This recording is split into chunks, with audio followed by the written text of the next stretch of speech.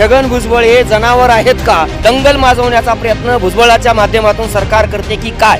कारण हा महाराष्ट्र काय भुजबळाच्या बापाने उभा नाही केला, हा महाराष्ट्र आम्ही मराठ्यांनी उभा केलेला आहे. की महाराष्ट्रातला 7-12 काय तुमच्या बापाचा आहे काय? होय, भुजबळ सांगतोय तो आमच्याच बापाचा आहे, आम्ही जाहीररित्या सांगतो आहे. अरे तुम्ही जे उपभोक्ता आरक्षण ते सुद्धा आमच्या मराठा छत्रपतीनं दिलेलं आहे. आणि म्हणून अशा प्रस्थापित मराठ्यांचा आणि आमचा काहीचाही संबंध नाही. की महाराष्ट्रातलं सरकार हे माणसाचं असावं आणि माणसासाठी चालावं. माझं म्हणणं असं आहे, आम्हाला डार्विनचा सिद्धांत असं सांगतो की माणसाला एकेकाळी शेपटी होती, शेपटीचा वापर कमी झाला म्हणून शेपटी गळून पडली. आत्ता पाहिलं तर महाराष्ट्राच्या मंत्रिमंडळामध्ये बी एक मंत्री माझ्या शेपटावरती पाय देऊ नका असं विधान करतो. म्हणजे याचा अर्थ छगन भुजबळ हे जनावर आहेत का असा माझा पहिला सवाल आहे. आणि महाराष्ट्रातलं मंत्रिमंडळ माणसाचं ह्याच्यासाठी असावं की या जनावराची जो उच्छेद करतो ना तो जनावर असतो. आणि म्हणून या जनावराची त्वरित हकालपट्टी करावी. आणि अन्यथा महाराष्ट्रातील मराठा समाजाचा असा समज होत आहे की सरकार पुरस्कृत या ठिकाणी दंगल माजवण्याचा प्रयत्न भुजबळाच्या माध्यमातून सरकार करते की काय? कारण घटनात्मक पदावर बसून भुजबळ अशा प्रकारचे बेजबाबदार विधान जर करीत असतील तर ते घटनेशी द्रोह आहे. आणि म्हणून या ठिकाणी आमचं म्हणणं आहे की भुजबळासारखे जे उच्छेदवादी लोक आहेत यांना त्या ठिकाणी त्वरित सरकारनं आवर घालण्याचं काम करावं. तुमचा प्रश्न हा आहे की आम्ही मराठा आता आरक्षण का मागतोय, तर याच्या पाठीमागचं एक कारण लक्षात घेतलं पाहिजे की बाबासाहेब आंबेडकर ज्या वेळेला सायमन कमिशनच्या समोर गेले होते त्यावेळेला बाबासाहेब आंबेडकर असं म्हणाले की पुढे चालून शेती व्यवसाय हा प्रचंड संकटात येईल आणि शेती व्यवसाय संकटात जर आला तर शेती कसणाऱ्या लोकांना सुद्धा आरक्षणाची गरज पडेल. आणि यासाठीच मुद्दाम या ठिकाणी इतर मागासवर्गीय प्रवर्गाची निर्मिती करण्यात आलेली आहे. आणि म्हणून सरकारचं गेल्या अनेक वर्षापासूनचं जे शेतीविषयी नैराश्याचं धोरण आणि भांडवलदार आणि पुंजीपतींना जगवण्याचं जे धोरण आहे, वाढत्या खताच्या किमती, बोगस बियाणं, मार्केट कमिटीतून होणारी लूट, या सगळ्या गोष्टीचा परिणाम म्हणून इथं लाखाचा पोशिंदा हा संकटात आलेला आहे. आणि म्हणून जे शेतकरी वर्ग असतील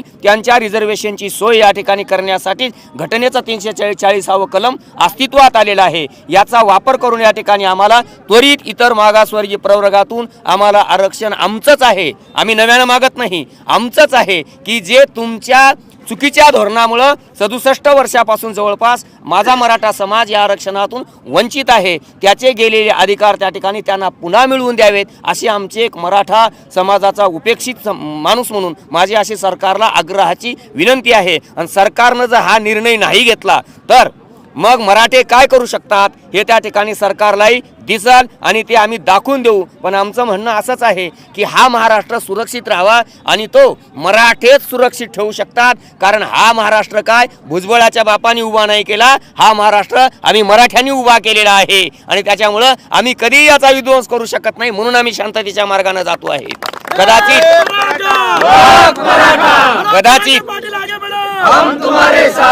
आणि मला भुजबळानं एक सांगायचं आहे, खरंच मराठा समाजाचा जर एवढा द्वेष भुजबळाच्या मनात असेल तर भुजबळांनी ज्या पक्षाचा अध्यक्ष मराठा आहे त्या पक्षातून त्वरित बाहेर जावं आणि स्वतःचा पक्ष स्थापन करून त्या ठिकाणी स्वतःची ताकद काय आहे ती उभी करून आम्हाला दाखवावी. हेच आमचं भुजबळांना चॅलेंज आहे.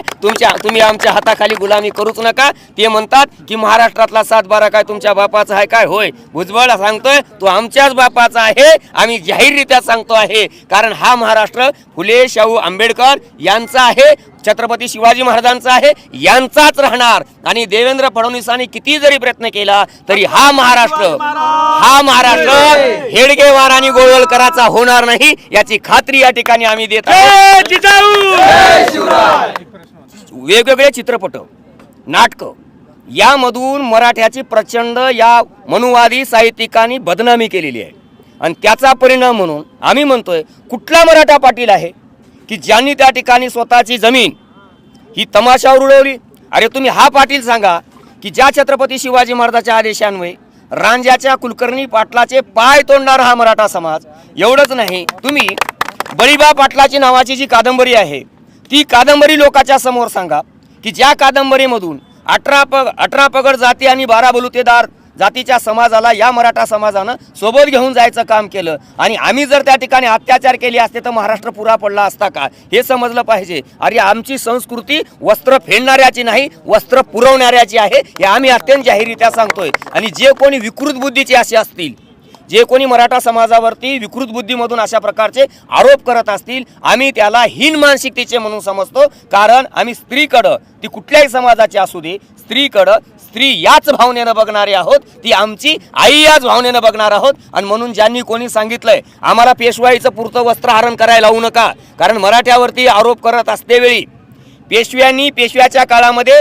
जे नंगाडवाडा म्हणून पेशवाई चालवली आणि शनिवारवाडा चालवला, ते पुरावे आम्हाला या ठिकाणी उकरायला लावू नका, हे आमचं म्हणणं आहे. आणि पूर्ण जे आज मराठा समाजाच्या आरक्षणाला विरोध करत आहेत त्यांनी त्यांचे खरे शत्रू ओळखावेत आणि त्यांना विरोध करावा. कारण मंडलच्या प्रति जाळणाऱ्यांनी आज स्वतःच्या राजकारणासाठी आम्ही ओबीसीचे तारणहार आहोत अशा प्रकारचा चुकीचा त्या ठिकाणी प्रचार चालवलेला आहे. आणि म्हणून आमची प्रत्येकाला भूमिका आहे, प्रत्येकानं प्रत्येकाच्या जातीचा विकास केलाच पाहिजे. पण हा विकास करत असतेवेळी दुसऱ्याच्या जातीच्या विकासामध्ये अडथळा निर्माण करायचं काम करू नये. कारण या महाराष्ट्रामध्ये तरी, मी देशाचं नाही बोलत, या महाराष्ट्रात तरी मराठ्याशिवाय कोणतं काम चांगलं झालंय हे आम्हाला दाखवून दिलं पाहिजे. अरे तुम्ही जे उपभोक्ता आरक्षण ते सुद्धा आमच्या मराठा छत्रपतीनंच दिलेलं आहे. छत्रपती शाहू महाराजांनी 1902 ला आरक्षणाची निर्मिती केलेली आहे. आणि म्हणून आम्हाला म्हणायचंय की मराठा हा विध्वंसक नाही, मराठा हा सृजनशीलता निर्माण करणार आहे, एका दाण्याचे 1000 दाणे निर्माण करणारा हा मराठा शेतकरी आहे. आणि म्हणून अशी कोणाचं तरी ऐकून किंवा कुठल्या तरी जरांगे पाटील म्हणतात त्या पद्धतीनं कुठल्या तरी आमिषाला बळी पडून तुम्ही जर हा महाराष्ट्र त्या ठिकाणी अशांत करण्याचा प्रयत्न करत असाल तर तो आम्ही कधीही तुमचा प्रयत्न यशस्वी होऊ देणार नाही. महाराष्ट्र शांतच राहील आणि महाराष्ट्र शांत ठेवण्याची जबाबदारी मराठा मोठा बांधव म्हणून या ठिकाणी आमची नक्कीच राहील. आणि ती ग्वाही आम्ही उभ्या महाराष्ट्राला देतोय. सरकारला इथं दंगली जरी निर्माण करायच्या असतील तरी आम्ही होऊ देणार नाही, ही आमची खात्री आम्ही त्या ठिकाणी सरकारला नक्की देतो आहेच.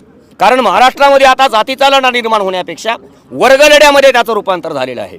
आमची भूमिका एक आहे की इथल्या प्रस्थापित वर्गाने सामान्य मराठ्यांना आपला एक गुलाम या पद्धतीनं वागवलं, केवळ निवडणुकीपुरतं जातीचं राजकारण केलं.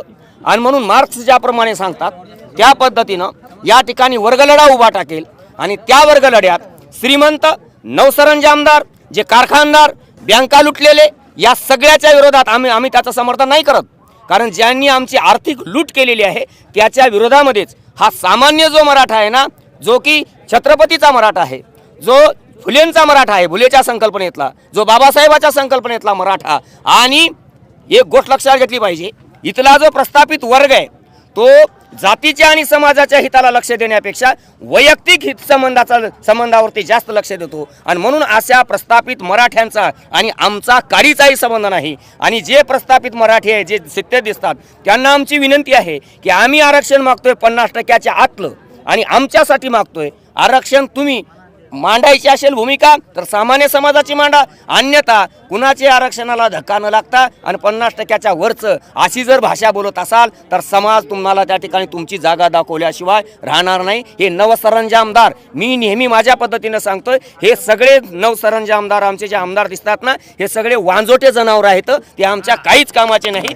आम्ही डिक्लेअर केलेलं आहे अशा वांजोट्या जनावरांना यापुढं चाऱ्याची पेंडी टाकायची नाही, हे आम्ही ठरवलेलं आहे. म्हणून त्यांचा आमचा काहीच संबंध नाही. आमचे नेते विस्थापिताचे नेते जरांगे पाटील आहेत, ते प्रस्थापित बघून घेतील कोण आहे ते, आमचा काडीचाही संबंध नाही.